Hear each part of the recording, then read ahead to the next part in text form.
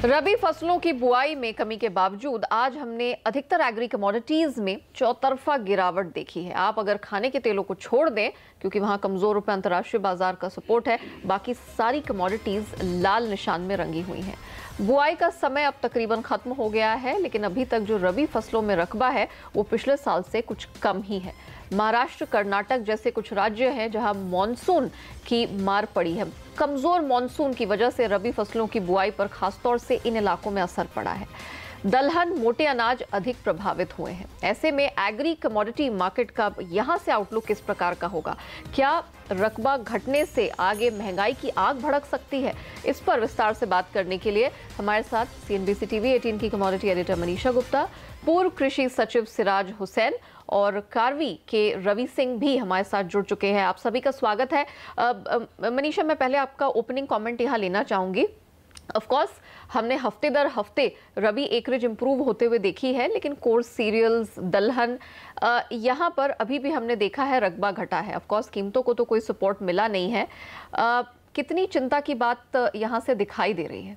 Ji Neha, of course जो किसानों का और जो फार्म एग्रीकल्चर की जो बात हम करते रहे हैं, वहाँ पे जो कंसर्न्स हमने पिछले 2 साल से बनते हुए देखी हैं, वो लगता है 2019 की शुरुआत भी वहीं से होती हुई नजर आई है। जैसे आपने कहा कि रबी की बुआई का जो एरिया है वहाँ पर 3.5% की गिरावट है पिछले साल के कंपैरिजन में, और अगर खाने के दालों की बात की जाए तो 7% की गिरावट है। कोर सीरियल में हमने 17% की गिरावट आते हुए देखी है। और जैसे आपने कहा, काफ़ी हद तक ये इलाका महाराष्ट्र, गुजरात जैसे स्टेट्स में गिरा है, जहां पर हमने बारिश यहां पर इस बार कम होते हुए देखी है। सिर्फ महाराष्ट्र की अगर बात की जाए तो करीबन 17% की गिरावट, रादर 13% की गिरावट यहां पर रबी के बुआई के इलाके में देखने को मिली है। ऑफकोर्स सॉइल मॉइस्चर को लेकर यहाँ पर कंसर्न्स हैं। जिस तरह का की रिजर्वॉयर्स है, जहाँ पर 91 की रिजर्वॉयर्स की कैपेसिटी 53% पे ही है, और साल दर साल या 10 साल के एवरेज भी अगर हम देखें तो वहां पर भी पानी की कैपेसिटी कम ही है। तो इरिगेशन कंसर्न्स भी यहां पर उभर के आई हैं। और ऑफ कोर्स जिस तरह से सरकार की नीतियां रही हैं कि हमने ऑफ कोर्स देखा है कि MSP यहां पर बढ़ाया गया है, लेकिन प्रोक्योरमेंट को देके यहां पर चिंताएं हैं। काफी हद तक एक्सपर्ट्स का मानना है कि जो पीएम आशा जो स्कीम है वो काफी हद तक यहां पर टेक ऑफ नहीं करी है। तो किसानों के पास यहां पर स्टॉक है, रबी की बुआई कम है, इसका कुछ असर हमें प्राइसेस में देखने को शायद आगे जाके मिल सकता है। लेकिन एज ऑफ नाउ जिस तरह की खरीफ बिकवाली हमने बाजार में देखी है वो ऑफ कोर्स MSP के काफी नीचे रही है। अभी भी कुछ कमोडिटीज ऐसी हैं जहां पर भाव 20% कम है MSP से, तो ऑफ कोर्स चिंता की बात यहां पर लगातार बनती रही है। बिल्कुल। सिराज हुसैन साहब हमारे साथ हैं। सर, यहाँ पर हमने साइमल्टेनियसली बहुत सारे मुद्दे देखे हैं। ऑफ कोर्स एकरेज यहाँ पर कम है, लेकिन बावजूद इसके कीमतों को वो लिफ्ट नहीं मिल पा रहा है। खासतौर से सरकार के जो फोकस में यहाँ पर तिलहन और दलहन रहे, यहाँ सरकारी एजेंसियों के माध्यम से 30-32 हज़ार करोड़ खर्च किए गए इसके प्रोक्योरमेंट को लेकर, फिर भी हमने देखा कि बात कुछ ज़्यादा बनती हुई दिखाई नहीं दी। सरकार ने बहुत फोकस किया। जब हमारे पास यहाँ दालों की कमी हो गई थी तो बड़ी भारी मात्रा में प्रोक्योरमेंट कर लिया, फिर दिक्कत हो गई कि कीमतें सप्रेस हो गई। अब जरा बताइए कि अब जिस तरह से एकरेज ये विंटर क्रॉप की डगमगाती हुई दिखी है, कितनी चिंता की बात है? क्या अब हम एक अगले फूड इन्फ्लेशन की तरफ खड़े हैं? देखिए, मुझे ऐसा लगता है कि ट्रेड का असेसमेंट अब भी शायद ये है कि कंट्री में सफिशिएंट स्टॉक्स अवेलेबल हैं। जी। अगर जो ट्रेड असेसमेंट होता कि शॉर्टेज होने की तरफ है तो वो ज्यादा क्वांटिटी प्रोक्योर करते। अब जो गवर्नमेंट का प्रोक्योरमेंट है, कम से कम मुझे तो वो नेफेड की वेबसाइट पे वो मुझे मिले नहीं फिगर्स उसके कि कितना प्रोक्योर किया है। वो फिगर्स पहले नेफेड पे अवेलेबल होते थे, लेकिन नहीं, मुझे तो नहीं मिल पाए कि इस साल में खरीफ में कितना प्रोक्योरमेंट हुआ है। तो अब इसके कुछ ग्लोबल ट्रेंड्स भी हैं, क्योंकि जो हमारी मेज वगैरह है वो एक्सपोर्ट होती थी, वो नहीं हो पा रही है। ग्लोबल प्राइसेस कॉर्न के लो हैं, और जो सोइंग का में इम्पैक्ट है, जाहिर है कि वो जो हमारे एरियाज ऐसे हैं जहाँ पर बहुत सॉइल मॉइस्चर लो है, तो वहाँ पर शायद किसानों ने अपनी जगह खेत खाली छोड़े होंगे। हालांकि ऐसा होता नहीं है आमतौर पे। अब ये महाराष्ट्र की फिगर जो आप बता रहे हैं बहुत ज्यादा है, 13%।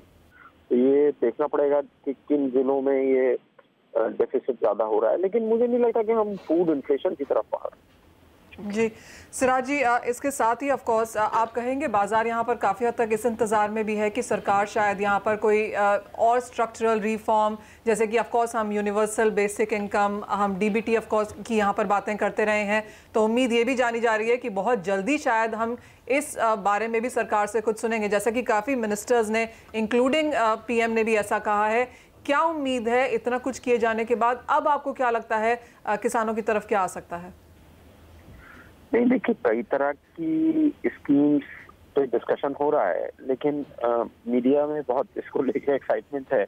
हमें इसमें ये क्लैरिटी नहीं हो पाई है अभी तक कि अगर सरकार चाहती भी है तो भी एक्चुअल मनी ट्रांसफर कुछ नहीं हो सकता है, बिकॉज उसके लिए तो बजट एलोकेशन चाहिए और उसके लिए पार्लियामेंट्री अप्रूवल चाहिए। वो पार्लियामेंट्री अप्रूवल तो अवेलेबल नहीं है किसी बहुत बड़े एक्सपेंडिचर के लिए।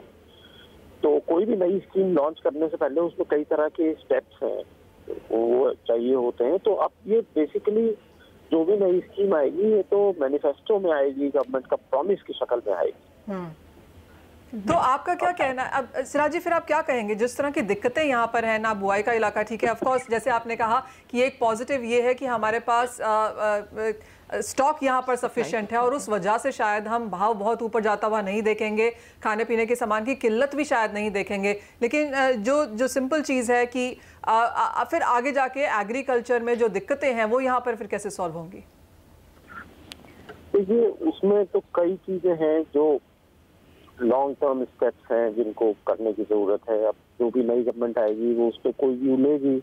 अब मिसाल के तौर पे एक अच्छी सक्सेस स्टोरी इस गवर्नमेंट के सामने आई है। शुरू में ही जब सरकार बनी थी तो दिल्ली में एपीएमसी रेस्ट्रिक्शंस को काफी कम कर दिया गया था और फ्रूट्स वेजिटेबल की ट्रेडिंग आजादपुर मंडी के बाहर भी अलाउ कर दी गई थी।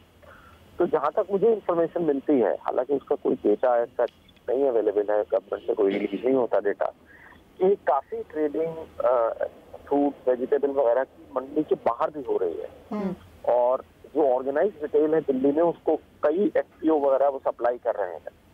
तो अब लॉन्ग रन में गवर्नमेंट को कोई ना कोई वही व्यू लेना पड़ेगा। ये गवर्नमेंट क्लेम करती है कि महाराष्ट्र और यूपी ने नए पीएमसी एक्ट को लागू कर दिया है, लेकिन उसके कोई रूल्स वगैरह तो जहां तक मुझे नॉलेज है नोटिफाई नहीं हुए हैं। जी सिराज सर, आपसे एक और सवाल ये रहेगा कि अब ऑफ कोर्स यहाँ पर इलेक्शन वाला साल है और बस अब 2 महीने का ही समय यहाँ पर रह गया है। मुझे बताइए इमीडिएटली, क्योंकि हमने देखा है कि पूरे साल, पिछले पूरे साल सरकार ने किसानों की तरफ बहुत फोकस करने की कोशिश की, फिर चाहे वो प्रोक्योरमेंट हो, भावांतर योजना के साथ एक्सपेरिमेंट हो, यहाँ पर ई मंडीज के कॉन्सेप्ट हो।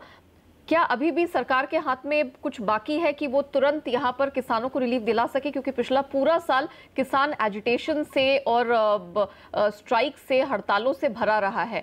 क्या रबी फसल के माध्यम से कुछ इमीडिएट रिलीफ की संभावना आपको आने वाले कुछ हफ्तों में, महीने भर में दिख रही है? देखिए एक तो सबसे बड़ा स्टेप ये होगा कि जब रबी की क्रॉप आएगी, कुछ स्टेट्स में अर्ली मार्च से शुरू हो जाती है क्रॉप आना जी। अगर जो गवर्नमेंट की मशीनरी उसको प्रोक्योर कर सकती है, मस्टर्ड की क्रॉप है, चने की क्रॉप है, तो प्राइस गिरने से बचा जा सकता है। गेहूं का प्रोक्योरमेंट बहुत अच्छा होता रहा है मध्य प्रदेश में, तो इससे अच्छे सिग्नल जा सकते हैं। असल में एक चीज जो खास तौर से पेरिशेबल्स के बारे में हम कहना चाहेंगे वो ये है कि डिमांड क्रिएशन भी गवर्नमेंट की रिस्पॉन्सिबिलिटी। आप देखिए नेशनल एग कोऑर्डिनेशन कमेटी ने अब से 2 दशक पहले पूरा कैंपेन लॉन्च करके देश में अंडे को इतना पॉपुलराइज किया। राइट। अभी आज बहुत अच्छी एक खबर है कि मेज को लेके, कोर सीरियल्स, न्यूट्री सीरियल्स को लेके 2-3 लाख लोग बेंगलोर में मार्च कर रहे हैं। तो इस तरह की अवेयरनेस अगर आती है कोर सीरियल्स के बारे में, जो न्यूट्री सीरियल्स हैं उनके बारे में, और जो हमारी वेजिटेबल्स वगैरह हैं उनकी प्रोसेसिंग के बारे में, तो उससे डिमांड क्रिएशन भी हो सकता है। एग्जैक्टली क्योंकि हमने इसी तरह की दिक्कतें आलू, प्याज, टमाटर के साथ भी पिछले साल होते हुए देखिए। अभी भी मंडियों का यही हाल है कि प्याज की जो थोक कीमतें गिरती चली जा रही है और किसान उसको यहाँ जमीन पर फेंकने को अब मजबूर हो गए हैं। एब्सोल्युटली। नेहा, एक और सवाल मैं यहाँ पर सिराजी से पूछना चाहूंगी। सिराजी, अब आपको आगे जाकर क्या नजर आता है? ऑफ कोर्स बहुत कुछ यहाँ पर अंडर डिस्कशन है, जैसे आपने कहा कि अगर कुछ आता भी है तो मैनिफेस्टो के तहत आएगा सरकार के लिए। अब कोई कदम डिसीजन उठाना काफ़ी भारी यहाँ पर पड़ सकता है। तो फसलों या उनके भावों के बारे में अब आगे जाके यहाँ पर क्या देखने की ज़रूरत है? आपने कहा कि बहुत ज़्यादा भाव यहाँ पर बढ़ेंगे, जो ऑफकोर्स किसानों के लिए बहुत बेहतर नहीं है, कंज्यूमर्स के लिए काफ़ी अच्छा है, सरकार के लिए भी शायद अच्छा नहीं है, लेकिन कहाँ ज़्यादा दिक्कतें नज़र आती हैं आपको? आपने पेरिशेबल्स की बात की, आपने यहाँ पर मेज़ की बात की, ऑफकोर्स खाने के तेल जो हैं, दालों के बारे में हम यहाँ पर लगातार चर्चा करते रहते हैं। कहाँ आपको लगता है कुछ बहुत दिक्कत आगे जाके आ सकती है इस पूरे सेक्टर में? देखिए, इस वक्त जो सबसे बड़ी समस्या है वो तो ग्लोबल डाउनटर्न ऑफ प्राइसेस है जी। और उसमें कुछ डोमेस्टिक फैक्टर्स भी हैं जिनके बारे में हम पहले बहुत बात कर चुके हैं, जिनकी वजह से ये प्राइसेस इतना लो हैं। तो इस वक्त तो किसान को सबसे ज्यादा हिट कर रहे हैं लो प्राइसेस। राइट। अब उसका तो कोई ऐसा इमीडिएट सोल्यूशन नहीं है, लेकिन कुछ लोग ये लिखते हैं कि गवर्नमेंट को इमीडिएटली कैश ट्रांजैक्शंस मंडियों में बढ़ाने चाहिए, उस पर जो रिस्ट्रिक्शंस हैं कैश ट्रांजैक्शन से वो हटा लेनी चाहिए, जिससे कि मंडियों में बायर्स आ सके। दूसरा जो ये रिपोजिटरी बिजनेस है वेयर हाउसिंग का, वो कुछ टेक ऑफ नहीं हो पाया ठीक से, तो उसको बहुत एग्रेसिवली प्रमोट किया जा सकता है कि किसान और ट्रेडर्स अगर वो वहाँ रखते हैं तो निगोशिएबल रिसीट्स इशू हो, उनके अगेंस्ट बैंक से लोन मिले। अभी तो बैंक्स अपना जो ट्रेडिशनली कोलेटरल बिजनेस है उसी के थ्रू चल रहे हैं। राइट। वेयर हाउसिंग रिसीट की फाइनेंसिंग कुछ टेक ऑफ नहीं कर पाई है अभी तक। राइट। तो उसमें अब तो इलेक्ट्रॉनिक रिसीट इशू हो सकती है। यानी कि असल में हुआ यह है कि फाउंडेशन गवर्नमेंट ने कई चीजों की बहुत अच्छी डाली है, लेकिन अब उसमें बिल्डअप करने की जरूरत है। वो कैसे डेवलप होगा? जी। ओके। चलिए, साथ में रवि भी हैं, उनसे जान लेते हैं कि इस बैकड्रॉप में जो हमने चर्चा की रबी फसलों को लेके, यहाँ पे कीमतों का आउटलुक कैसा रहेगा, क्योंकि ऑफ कोर्स हमारे दर्शक चाहते हैं कि उनकी कमाई भी हो इस सेक्टर में। तो जरा रवि बताइए, अगर यहाँ दलहन से ही शुरुआत करें, क्योंकि चने में यहाँ पर फ्यूचर्स मार्केट में ट्रेड होता है, जरा बताइए कीमतें लगातार गिरती चली जा रही है, 2 महीने के लोस पर हमने ट्रेड करता हुआ इसे देखा है, क्या गिरावट अभी भी बाकी है? थोड़ी लंबी पिक्चर कैसी दिखाई दे रही है? देखिए, ये तो है कि इस समय नेहा जी चने में मंदी के ही संकेत यहाँ पर देखने को मिलेंगे। रकबा जरूर घटा है, लेकिन स्टॉक काफी ज्यादा है और पिछले 1 साल से इस चीज को देखने को मिल रहा है।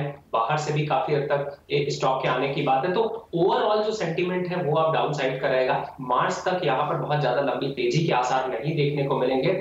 इनफैक्ट कीमत जो है वो 4000 के नीचे भी आपको देखने को मिल सकती है। तो अगर ट्रेडर पॉइंट ऑफ व्यू से जाते हैं तो बिल्कुल है कि यहाँ पर सेल की स्ट्रैटेजी अपनानी चाहिए। अगर किसानों के पॉइंट ऑफ व्यू से जाते हैं और जिनके पास पुराना स्टॉक अभी भी पड़ा हुआ है, उनको इमीडिएट मंडी में जाके अपना स्टॉक निकालना चाहिए, क्योंकि आने वाले समय में 150 से 200 रुपए तक का तो और फॉल देखने को मिलेगा। तो ओवरऑल चने के दामों में फिलहाल यहाँ पर गिरावट के रुझान ज्यादा दिखाई दे रहे हैं। ओके, क्योंकि हम यहाँ कोर सीरियल्स की बात कर रहे हैं, उनकी बुआई यहाँ ज्यादा पिछड़ी हुई है फिलहाल, तो क्या लगता है आगे जाते हुए क्या यहाँ पर कोई कमाई का स्कोप दिखाई दे रहा है, क्योंकि गेहूं की बुआई तो अच्छी खासी है? देखिए, गेहूं में भी अगर देखें तो सबसे बड़ी बात है, जैसे अभी मैं पूरी चर्चा सुन रहा था, देखिए जिन स्टॉक्स में किसानों को फायदा मिला है और जिन स्टॉक्स के एमएसपी सही मिल पाए हैं, यानी कि जब वो मंडी में गए हैं तो उस एमएसपी पे उनका सौदा हो पाया है या फिर उनके स्टॉक निकल पाए, उन स्टॉक्स में आपको तेजी, उन कमोडिटीज में आपको तेजी देखने को मिल रही। एक गेहूं भी ऐसा ही है, गेहूं का एमएसपी जब भी बढ़ता है और अच्छी बाइंग गवर्नमेंट यहाँ पर करती है, लेकिन उसके अगेंस्ट में शायद दलहन और तिलहन पे इतना ध्यान थोड़ा नहीं जा पाता है, तो शायद इसका एक इंपैक्ट है। और गेहूं में अभी जो पैदावार के जो आंकड़े आ रहे हैं वो जरूर यहाँ पर इंपैक्ट करेंगे, लेकिन अभी पुराना स्टॉक है, तो जिनके पास स्टॉक है उनको तो जरूर यहाँ पर निकालना चाहिए। दामों में हाल फिलहाल में अभी जो मोमेंटम है वो काफी सीमित रहेगा। मार्च के बाद से जून तक के बीच में थोड़ा बहुत यहाँ पर गिरावट स्टॉक में देखने को मिलेगी, यानी कि एक डाउन ट्रेंड देखने को मिलेगा, उसके बाद पिकअप होगा, लेकिन अभी फिलहाल तो एक सीमित दायरे ही गेहूं में यहाँ पर देखने को मिल सकता है। ऑलराइट, चलिए सिराज जी, रवि एंड मनीषा, आप तीनों का ही शुक्रिया इस अहम मुद्दे पर बात करने के लिए। तो एक कंज्यूमर्स के रिलीफ की बात डेफिनेटली है कि यहाँ पर महंगाई की आग खाने पीने की चीज़ों में भड़कती हुई नहीं दिख रही है, लेकिन किसान के फ्रंट पर थोड़े से यहाँ पर निराशाजनक खबर है, क्योंकि भले ही बुआई का रकबा यहाँ घटा है, लेकिन स्टॉक सप्लाईज इतनी अधिक है कि वो कीमतों को इमीडिएटली चढ़ने ऊपर देंगी नहीं। हम रुकते एक छोटे से ब्रेक के लिए, ब्रेक के बाद जब लौटेंगे तब कच्चे तेल, मेटल्स और बुलियन पर करेंगे बात। सुगंधा सचदेव, नागरिक कमोडिटी मार्केट पर हमारा फोकस है और रेलिगेयर कमोडिटीज की सुगंधा सचदेव हमारे साथ जुड़ चुकी है। Sugandha, good morning. जरा बताइए, कच्चे तेल की कीमतों में इंटरनेशनल मार्केट तो इतना ज्यादा पिटे हुए नहीं थे, अब ऑफ कोर्स हम देख रहे हैं कि एक दायरे का ट्रेड हो रहा है, लेकिन यहाँ पर कमजोर रुपए के बावजूद भी घरेलू बाजार में 1% तक की गिरावट दिख रही है, क्या किया जाए? Good morning, Neha. I think it's just a profit booking that we are witnessing in prices. Prices ने इस साल after 40% drop in the last quarter of 2018, इस साल का स्टार्टिंग बहुत स्ट्रॉन्ग रहा है, जहाँ प्राइसेस ने ऑलरेडी 6% के गेंस दिखाए हैं, बट वहीं से हमने कुछ हद तक वापस से प्रॉफिट बुकिंग आते हुए देखी है। अभी भी मार्केट में काफ़ी हद तक कंसर्न्स बने हुए हैं कि यूएस की जो सप्लाई है वो बढ़ती रहेगी, and it is already top 11.7 million mark barrel per day mark, जो रिकॉर्ड हाइज हैं। और अभी भी यूएस की शेल एक्टिविटी, जो ड्रिलिंग एक्टिविटी है, उसकी वजह से एक्सपेक्टेशंस है कि 12 मिलियन बैरल पर डे तक प्रॉफिट बुकिंग है, तो इन लेवल्स पे एक्यूमुलेशन बनता है सुगंधा? नहीं नेहा, मुझे नहीं लगता, अभी कुछ हद तक वेट करनी चाहिए। मुझे लगता है अभी शॉर्ट टर्म में थोड़ी सी करेक्शन देखने को मिल सकती है, even though outlook slightly positive हो गया है फॉर ओवरऑल पर्सपेक्टिव। 3000 मार्क पे प्राइसेस ने बहुत स्ट्रॉन्ग बेस बनाया है, but just for a corrective phase मुझे लगता है अभी शॉर्ट टर्म में सेलिंग पोजीशंस इनिशिएट कर सकते हैं at levels of around 3445, stop loss रहेंगे 3490, डाउन साइड में टारगेट कर सकते हैं 3350 और लेवल्स। ओके, जरा बताइए कि मेटल्स की चाल में भी क्लैरिटी यहाँ पर बिल्कुल नहीं है, सुस्ती दिखाई दे रही है। एल्यूमिनियम, जिंक, निकल ये सब नीचे ही है, ऑलमोस्ट 1/4 आधे % की कमजोरी दिख रही है। मेटल्स में भी आप बिकवाली करके चलेंगी? नेहा नहीं, मैं मेटल्स में बिकवाली करके नहीं चलूंगी। Metals have been laggards last year, जहां प्राइसेस ने 12 से लेके 20% तक के लॉसेस दिखाए हैं, from copper to nickel to aluminium, all have been suppressed last year, but उसके बाद कुछ रिकवरी देखने को मिल रही है प्राइसेस में, बिकॉज मार्केट में काफ़ी हद तक एक्सपेक्टेशंस हैं कि यूएस और चाइना कुछ हद तक अपने जो डिफरेंसेस हैं उसको रिजॉल्व कर लेंगे with regards to trade tariff, और इसी को चलते यूएस और चाइनीज ऑफिशियल्स में टॉक्स चल रही है बीजिंग में इस हफ्ते, और मार्केट काफ़ी हद तक उस प्रोग्रेस को असेस करेगी, और इसी वजह से मुझे लगता है मार्केट में कुछ हद तक रिकवरी देखने को मिल सकती है। साथ ही साथ यूएस के जो डेटा रहे हैं non farm payroll specially, that has been very positive, और चाइना के service sector data has also been slightly positive, और चाइना ने जो अपने बैंक के रिजर्व रिक्वायरमेंट रेशियो को कम किया, that's also a positive trigger for prices. So मुझे लगता है कुछ डिक्लाइंस मिलते हैं तो हम वहाँ बाइंग कर सकते हैं। Specially I would prefer copper for the day, जहाँ I would recommend to go for long positions. 407 के लेवल पर बाइंग इनिशिएट कर सकते हैं, स्टॉप लॉस रहेंगे 404, और हाई साइड में टारगेट कर सकते हैं 412 वॉट लेवल्स। वहीं मैं लेड में भी बाइंग की रिकमेंडेशन दूंगी ऑन स्मॉल डिप्स। ओके, साथ ही ये बताइए कि सोने चांदी में क्या करें, क्योंकि सोना तो कमजोर रुपए का सपोर्ट है, बिल्कुल फ्लैट ट्रेड कर रहा है, चांदी ज्यादा टूटी हुई है, 39,000 के पास है, क्या किया जाए बुलियन में?